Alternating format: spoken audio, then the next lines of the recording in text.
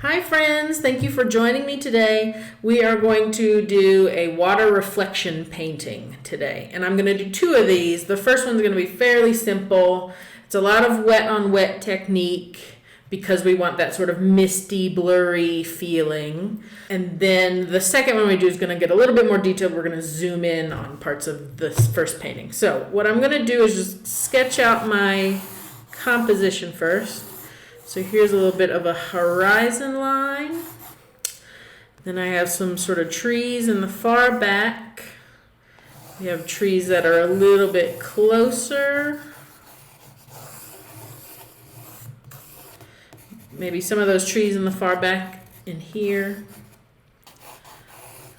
And then we're going to have some little groupings of lily pads out here in the water. And that's going to give us sort of the space to put some ripples that will really show off that this is water down here. Okay. So super quick. That is how long it took me. It took me less than 1 minute to put that all down. And I'm going to start with my number 12 round brush. And I'm going to wet a lot of the background because I want the background to really fall in the background. So I want it to be very faint, very light, and very much blended together. So I'm just going in with clear water into the sky and these trees that are going to be far in the background. I'm going to bring some of that clear water down into the water past that horizon line, just so some of that color starts to blend in. Okay. So I'm going to start with the trees in the far background here. And please feel free to use whatever color you want. This is sort of a very light purplish gray because my trees and water in the foreground are going to be pretty bright. So I want everything in the background to be a little bit duller in tone. I'm going to bring some of that. It's going to get reflected in the water, so I'm going to bring it down. And I'm going to stretch it down just so that it looks a bit different from the actual trees. Just stretch them down a little bit.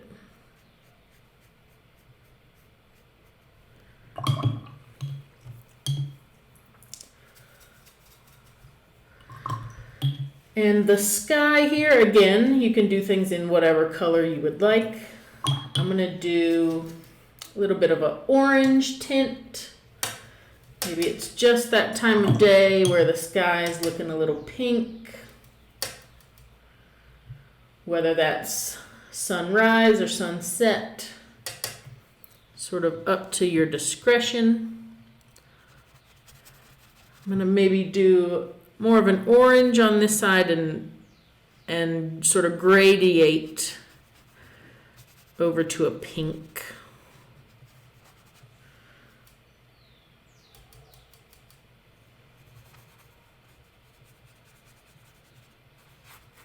And just sort of have them meet in the middle.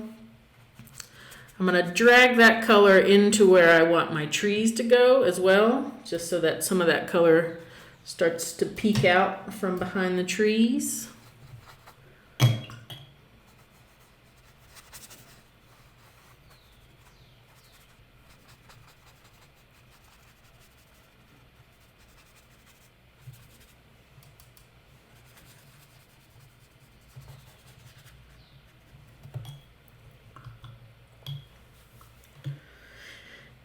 And if all of this is still wet, that's perfectly fine. I think the first layer that we are going to put down all over the entire paper, I want it to be pretty light, and I want it to blend, not completely together because we still want to see specific places with specific colors, but to get that really interesting field of vision, everything in the background is going to be blurry, and everything that you want to be in focus will do once the paper has dried a little bit, just so that those new details will be a lot sharper than what we're painting right now. So I'm coming in with some green for the trees. And we're going to use a lot of different colors of green. So I'm just, basically every time I go back to my palette, let me scoot my palette over here so that you can see some of it.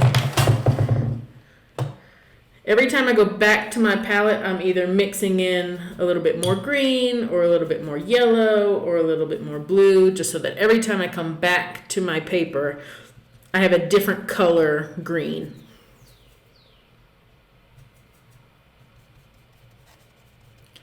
And that may seem like a lot, but it'll get really fun, I promise, seeing all those greens in there.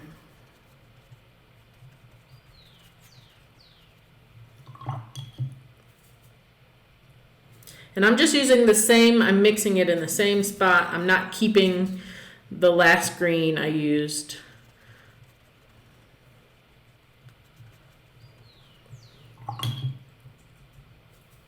And if you find your water starting to become a little bit too saturated, your color mixture, just dip it back into with some clear water and dilute it a little bit.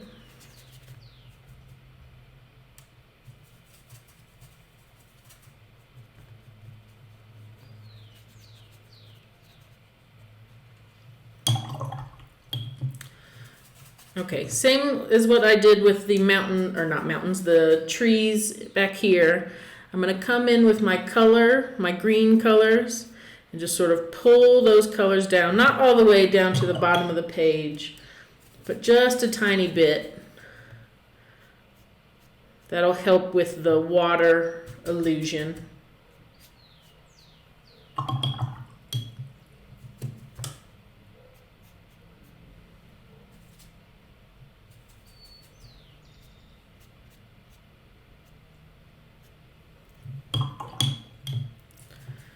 Okay. So what comes next is sort of filling in some of this water. So I'm going to mix a pretty vibrant blue. For this, I'm just using a cobalt. That's sort of my favorite blue color straight out of the tube. But we're going to dilute it a bit just so that it's not as intense. I do want, as we get further along in our layers of paint here, we'll start to figure out where our focal points will be. And if your water is such an intense color, the water of your landscape, that will be the focal point. So we don't want the entire water to be focal point. We want a couple of focal points, and we'll work on that. And I'll talk a little bit more about that once we get to that stage. So I added a little bit of green to my cobalt, just so that it's not so sort of synthetic-y blue. And then I'm going to come in under here. I'm going to sort of re-emphasize those stretching the colors down. I'm going to come back in with some clear water just to blend those in a little bit.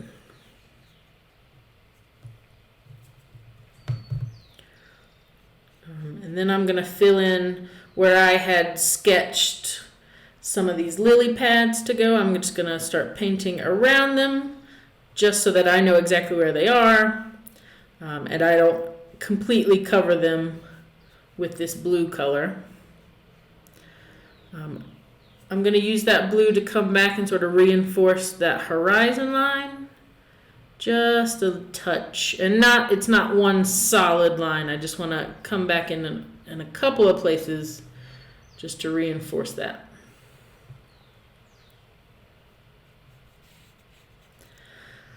And then down in this corner, that's where we started to have some of our ripples. And since this area is much closer to us, the viewer, I'm gonna leave a lot of area, just the white of the paper, because that white is what is going to absolutely show us that this is a reflection in water.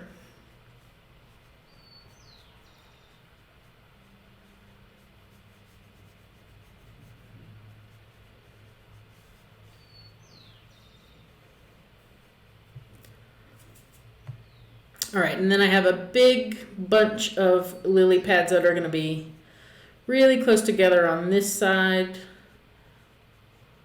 So I'm going to put little tiny, like little patches of water that maybe we can see through the lily pads, but we're going to come back in here with a lot of detail on those lily pads. So I'm not going to overwork that section. And then we have two little isolated lily pads that I'm going to outline in that blue, and then just make sure that we're leaving the white of the paper for those little ripples here.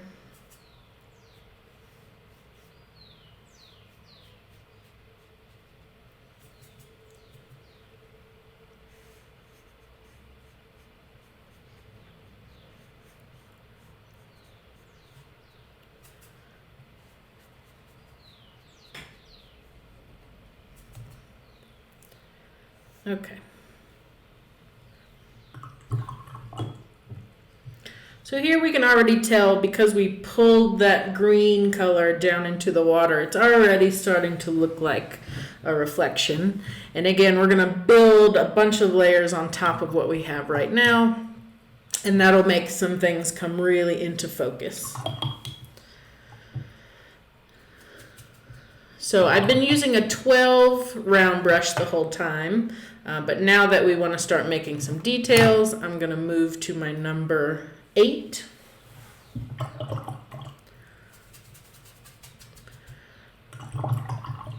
Okay, and what I want to do is see the trees back here and the sky really blended together. A large part of learning to watercolor is to determine whether something is too blended and that you want to come back and highlight a little bit better, or if something's blended just enough and you leave it alone. But always remember, before you make any of those decisions, let your paper dry fully before you make any decisions that could sort of mess up what you have right now. Because in watercolor, it's really hard to go back. So I want to come in with a little bit of a purple color and just get a little bit more of a defined shape back here. And again, if you feel like your color is too intense, just come in with clear water, and then you can help push some of that color around so that it diffuses a little bit.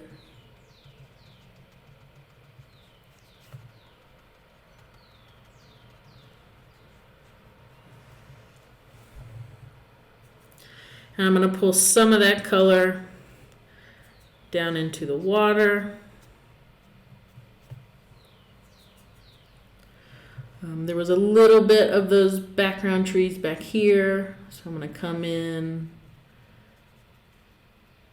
and sort of rediscover those.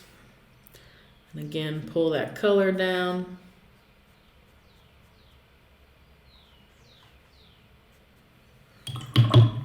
Okay, so we're going to do the same thing in the trees that are more in the foreground, except these will get a lot more detail. A lot more shades. As you can tell, the purple trees in the background was just one color of purple. These trees, because they're closer, we're going to be able to see a lot more variations of the color of these trees. And again, keep changing up your green color. That's going to make it look really natural. The fact that there's multiple different kinds of green in there. And I'm actually going to make the leaves as they get closer to the trunk of the tree. I'm going to start to make that green a little bit darker because the outer sort of rim of the trees is what is catching the most sunlight. So I want these trees to sort of feel like there's a halo effect happening on them, which means just making the center of the tree darker and lighter as it grows out.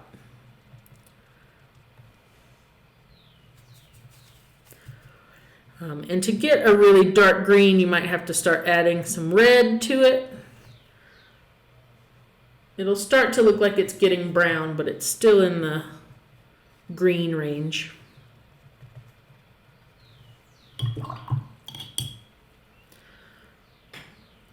Okay, and then you sort of have to determine, these trees in the foreground, or not in the absolute foreground, but I guess the middle ground, where these trees stop. And that way you'll know when to start pulling down those greens into the water to help with your reflections.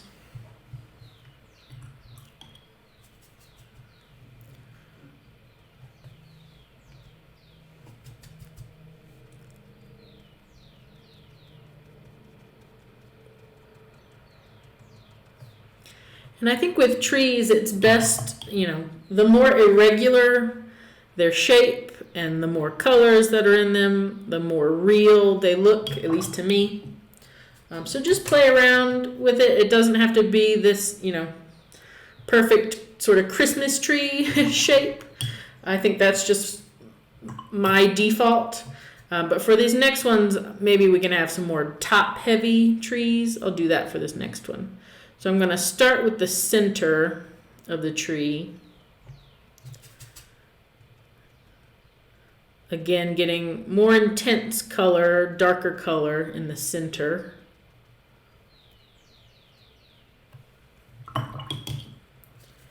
And then just keep creating different shades of green as these trees grow out. And if you're painting like an autumn scene, if this season you're painting is in the fall, maybe these trees become orange and red. Like I said, I want you to feel that you have artistic license to change up whatever colors you're using.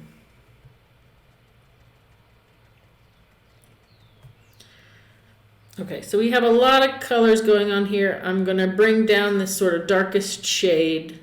I'm going to pull that into the water, and I like putting my paintbrush sort of on its side when I'm doing these. It just makes, these strokes a little less like stripes. If you put your paintbrush on its side, just covers a little bit more ground.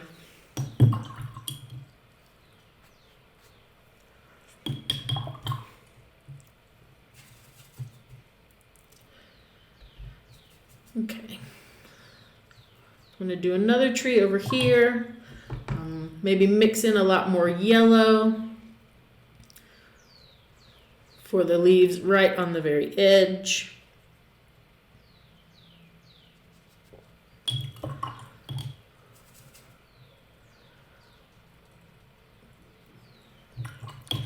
I'm actually going to get a little orange in this one just to shift those colors. That'll also create a lot of depth. This green here is a very like viridian green. If we make this tree start to edge towards orange, it'll make it feel like it's either closer or just a different species of tree. It'll just make this tree feel a lot different, which is what we want.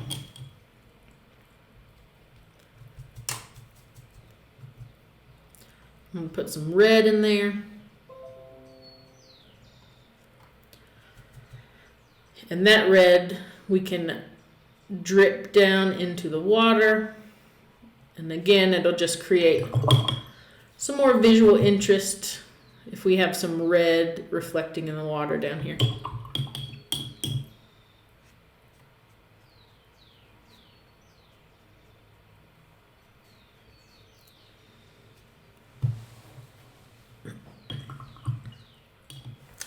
Okay, now while I want this to dry so that we can come back on top of these with a little, like another layer of color, but while that is drying, we can start on our lily pads down here.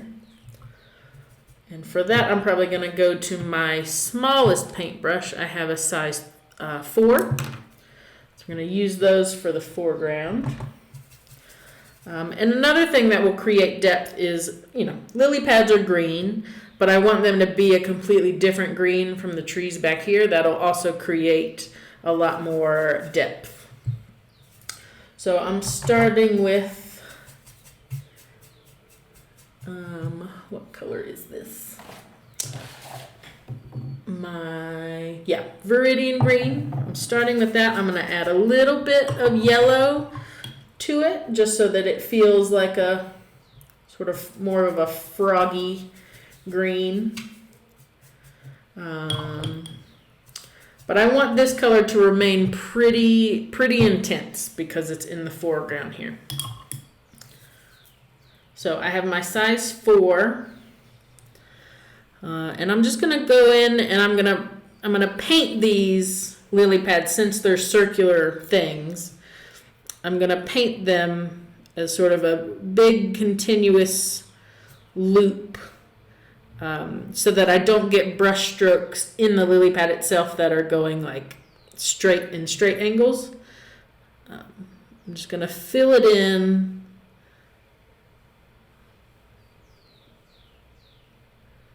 like one continuous spiral. And I'm going to leave a white border sort of on the very outer edge.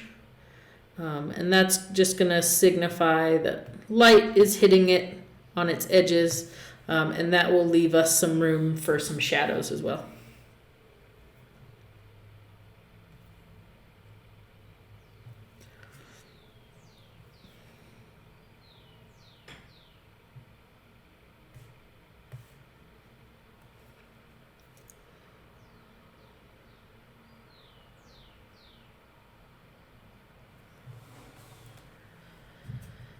Okay, and over here where we have a large grouping, I'm just going to start with my spirals and this just sort of fill in as we go along, since I didn't individually draw these out, which is good. I mean, we're not going to detail everything over here. So a lot of this is just going to run together, which I think will look pretty nice. And just make sure you're doing like different sizes. You can see I have a huge one next to a small one here, 2 smaller ones. So I'm just going to fill this area with just like medium-sized ones, but varying each one.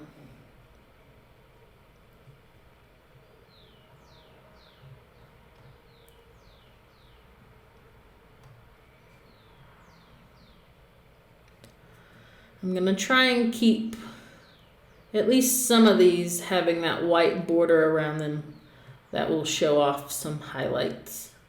And that's why we're using a much smaller paintbrush, so that we can make sure we can actually do that.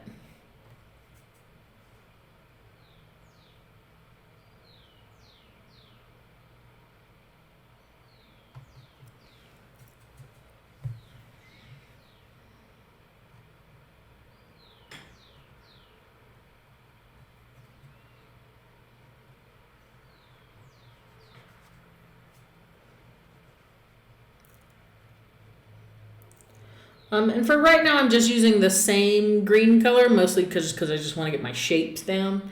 But I'm going to come back in with varying shades of green just to mix these up a little bit, just like we did with the trees.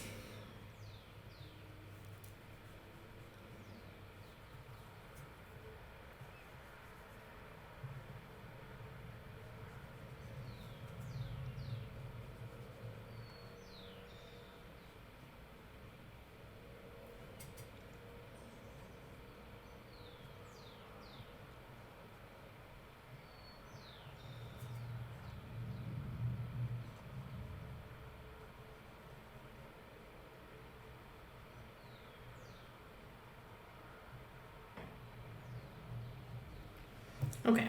So I'm going to start mixing a few different colors into these greens so that I can make some lily pads differ from the ones next to them.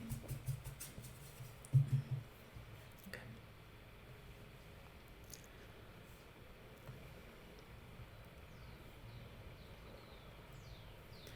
And this is just as simple as just like dropping in very diluted color. Like I just dropped red into that one, and that's going to blend with other ones. So just make sure we're getting a couple other colors in these lily pads so that they look a little bit more realistic.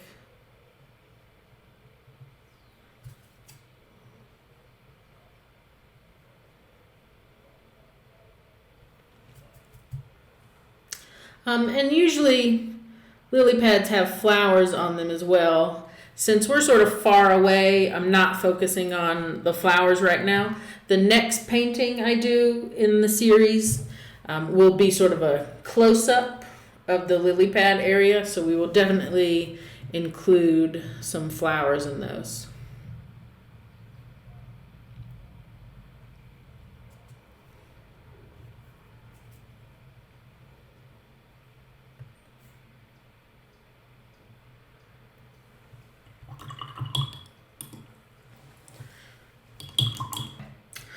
So with this same number, what did I say, number 4? I'm going to come back in with another, we want these lily pads to dry before we do anything else to them. So I'm going to come back in with my water, the color that I'm using for my water. I'm going to make it a little bit more intense so that I can come in and sort of create shadows under these lily pads. I'm leaving a tiny little white border. Again, because even the sun is going to be, there's going to be light bouncing off of sort of both sides of the lily pad. But more than the shadows on the lily pads, I want to reinforce some of these ripples. Even ripples have a shadow on them, so to sort of help with that ripple look, we just want to intensify them just a little bit.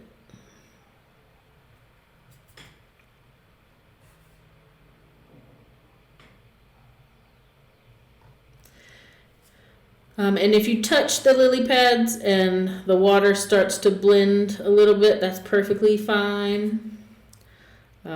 This painting in particular is a lot about colors blending together, so don't worry if some of your greens start to blend into your water.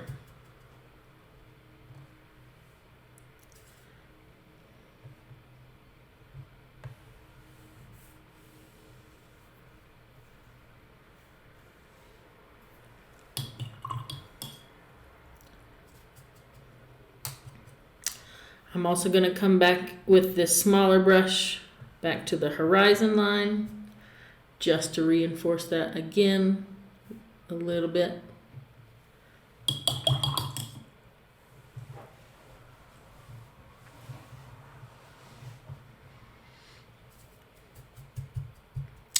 Okay, what really needs to happen now is all these little white outlines around the lily pads. We're going to reduce them a little bit, again, just like I did over here with making some shadows. I'm going to come in where the lily pad is touching the water and make sure that that water is pretty dark under that lily pad.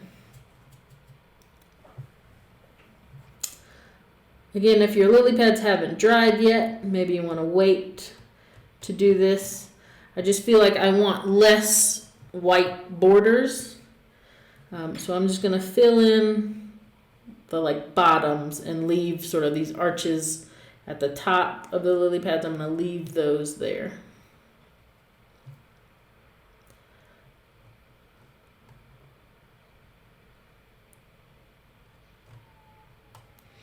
It's different for these lily pads that are sort of standing on their own, but when they're grouped up like this and they're overlapping,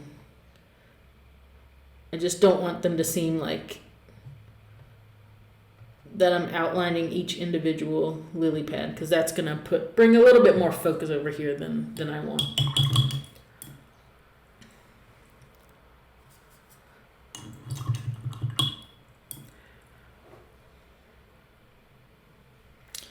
Okay, so if you want to just take a breather and look at this, I think I like most parts of it. I think the ripples here start to get a little, I want them to blend into the water a little bit more than they are now.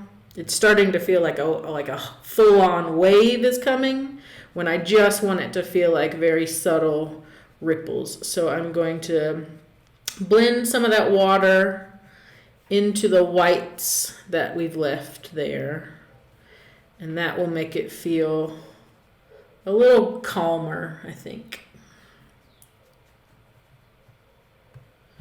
So at this point, everything is wet. So what I'm gonna do is let this dry, and I'm gonna come back and we're gonna do the finishing touches.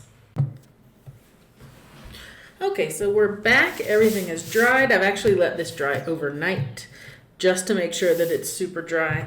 We're gonna come back in and make some of these colors a little bit more intense, but before we do that, since this is a mixed media lesson, I'm gonna bring out I'm using Unipens. These are sort of my markers of choice. I'm gonna come in and do some details with a pen. These should not bleed once you introduce water on top of them, so that's why I'm using them at this stage, because obviously it's easier to draw when everything's dry, draw with a pen, than when everything's wet. So we're gonna do some pen first and then come back in with some more color.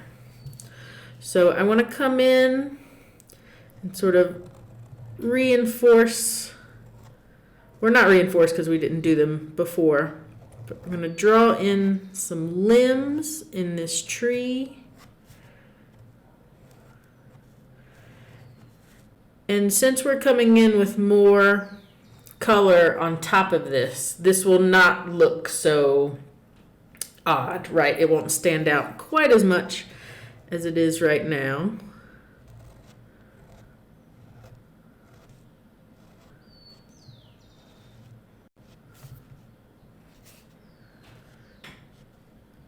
But make sure you're drawing, if you are doing this step, make sure the shape of the limbs sort of mimic the shape of the tree that you've already painted. So this is sort of a cone shape. And in this one, I can make it a little bit more round. And don't go all the way out to the edge. You want those leaves to be the main focal point on the edges of these trees.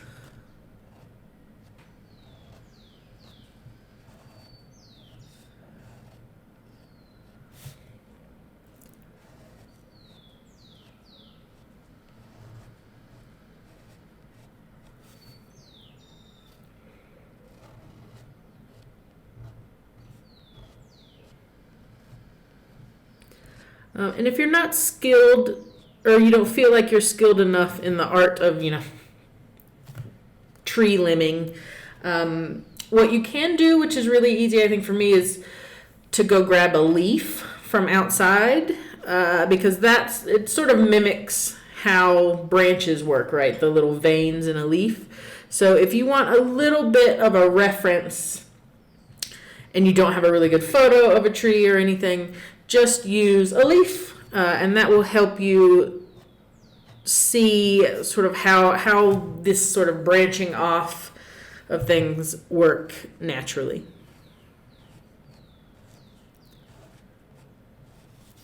But you can see the shape of this one is a little bit different from this. This one is more of a ball shape, this one's more of a cone, and then this one, it's more circular as well. And I start by doing one big main trunk and then branching off, making sure that the limbs on the most outer edge of what you're drawing are the smallest, and they can get larger and more substantial the closer to the tree trunk you get.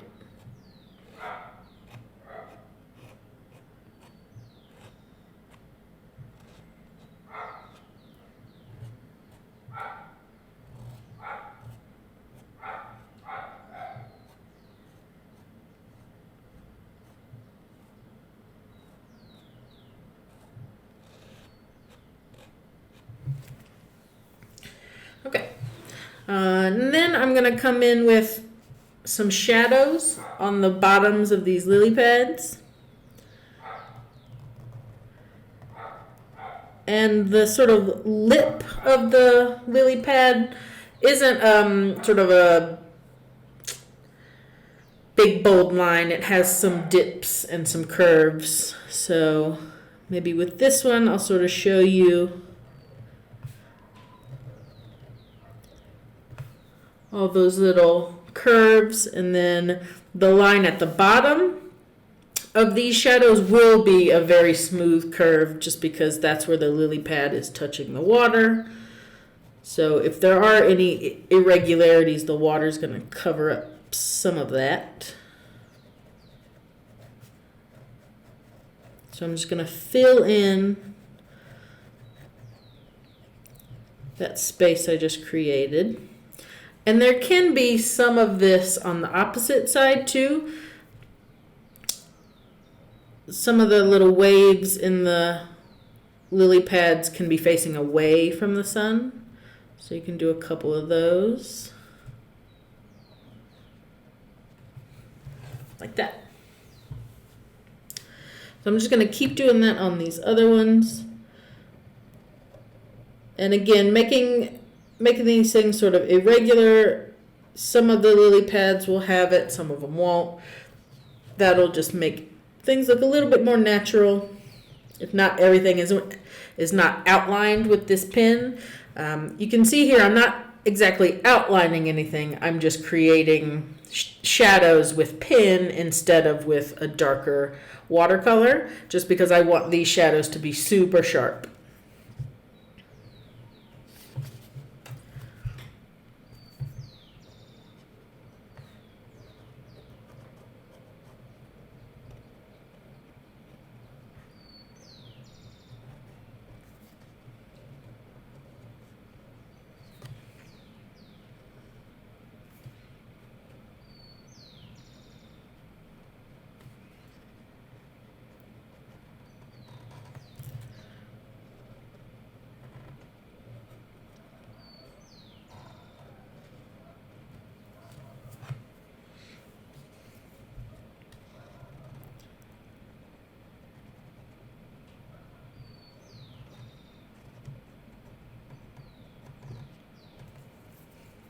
Mm-hmm.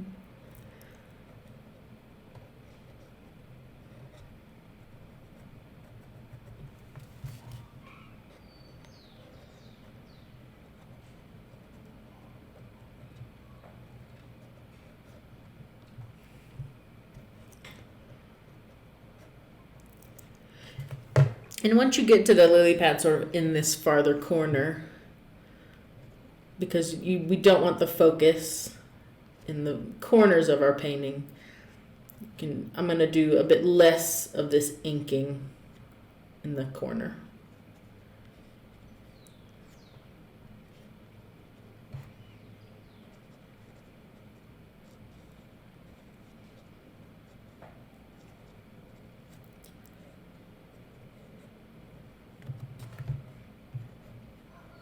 Okay, I think that is basically all the pen I'm going to use in this painting.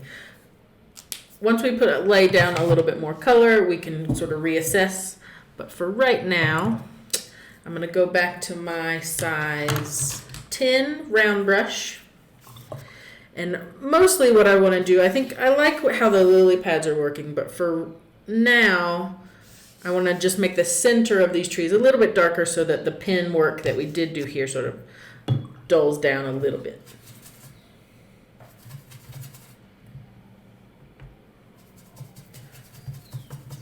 So in order to make a pretty dark green, I'm going to mix green with some burnt umber. I'm going to throw some alizarin crimson in there. And then some cobalt. And that's looking pretty purple, so I'm going to come back in with a little bit more green.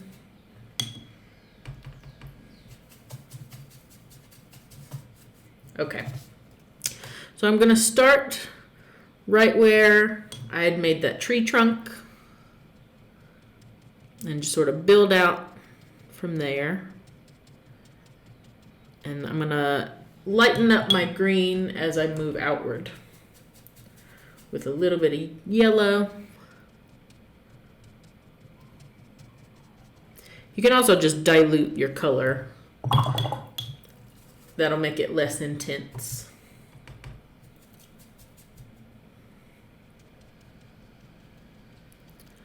And the further you get to the edges of your trees, the farther apart you can put the brush strokes that indicate your leaves, and they can become smaller as well, just like that. And that will give the illusion that the tree's getting farther away. The leaves are sort of spaced farther apart. It's not so dense as it is in the center.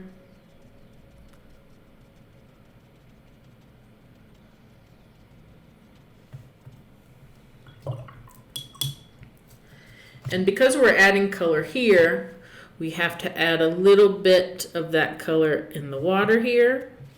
I am going to leave a little bit of a white area just underneath the tree, and that will show that water sort of separating the colors here with the reflections.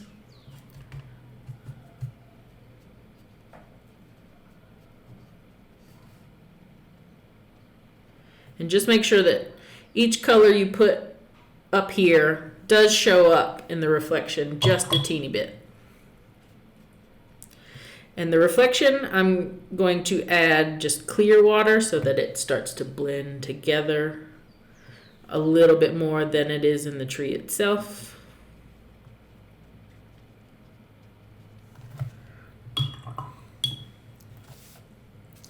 I'm going to do the same to this tree over here. You can already see that you can still see the pen marks, but if you've ever watched Bob Ross, when he sort of starts to scratch in the trunks of the tree, he's just scratching it with his palette knife and just showing really small indications of where that tree trunk is. That's the same kind of effect that we want here. So this tree, I want to make a little bit more blue-green instead of this sort of hunter green color. So I'm going to mix my viridian green with just some cobalt and maybe some burnt sienna to darken it up. But I want it to feel like a very different green than what I have over here.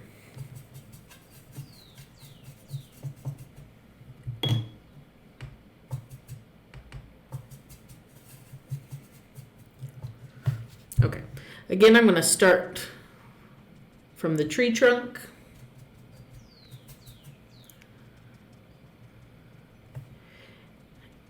And at this stage, I'm just sort of stippling, not making broad strokes, just dipping that paint down. The stippling is mainly for the tree effect. It's not like we can show every single leaf, so the stippling sort of helps with the illusion that we're painting leaves. Okay, so I'm going to start lightening up that color with a little yellow.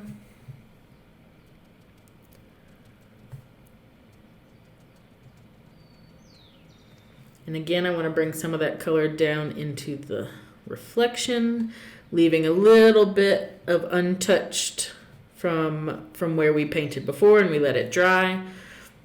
This sort of halo around the bottom of the tree is going to help with your reflection effect.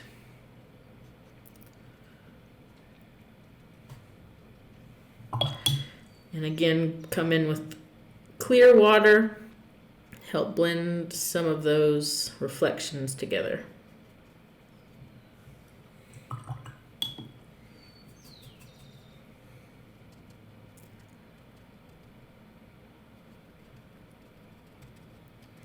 And here's a good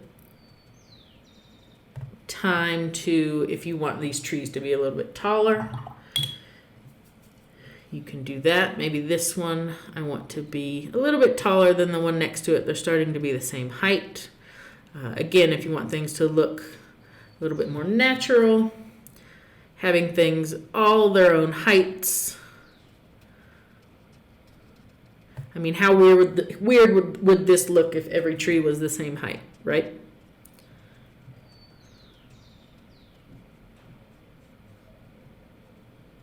That may mean you want to come back in with some of this pin work to draw some of the tree trunk going up higher. I don't think it's necessary, but if you want to do that, go for it.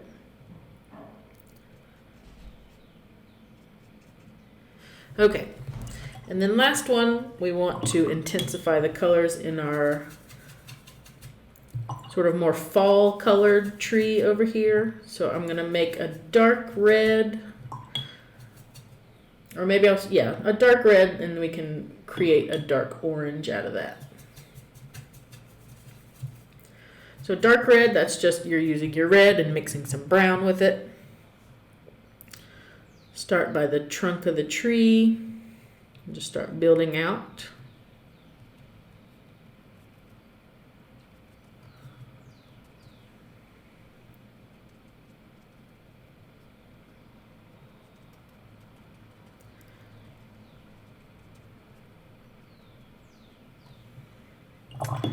And I'm going to mix in some yellow to that.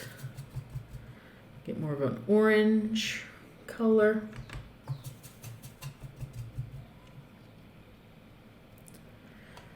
You can even, once you get to the farthest edges of the tree, you can start using a smaller brush. That way your little stippling will be a lot smaller. That can help the illusion as well. There's sort of less dense leaves out on the edges.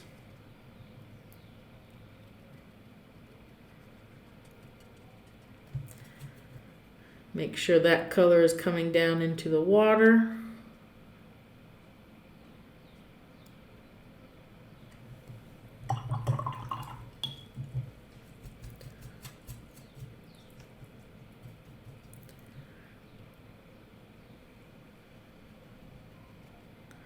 But I really like the effect of what we did yesterday, where everything is a little more subdued and it blends into the sky, into the background, and then coming the next day and just adding all this really small detail is really gonna have a really nice effect.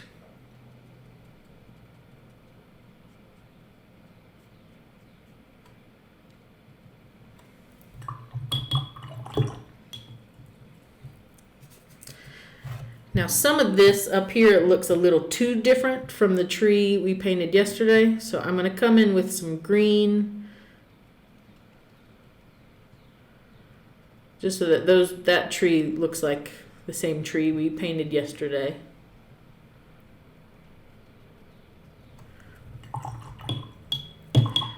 And I'm going to come in with some clear water and blend out the edges of that just a tiny bit. I feel like this tree didn't blend into the background as much as these two in the center. So I'm going to help that along, blend things together a little bit. Again, you'll have to wait for that to dry fully again to start doing a lot more stippling on top of it. But I think we have enough stippling. And you can stipple into the wet that you just put there as well.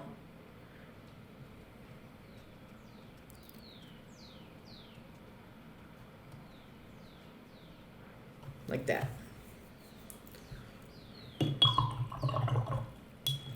All right, so our pin work that we did in the trees are pretty well hidden now. They're a little bit more obvious to my eye. I don't think the camera's picking up as much as I'm seeing. But that's our water reflection painting. I'll put a still of this at the end of the video so that you can really look at it. But there we go. Pretty simple, right? Thanks for joining me. Join me next time, and I'm going to do a little bit of a close-up of these lily pads and put some flowers in there as well. Thank you so much for joining me.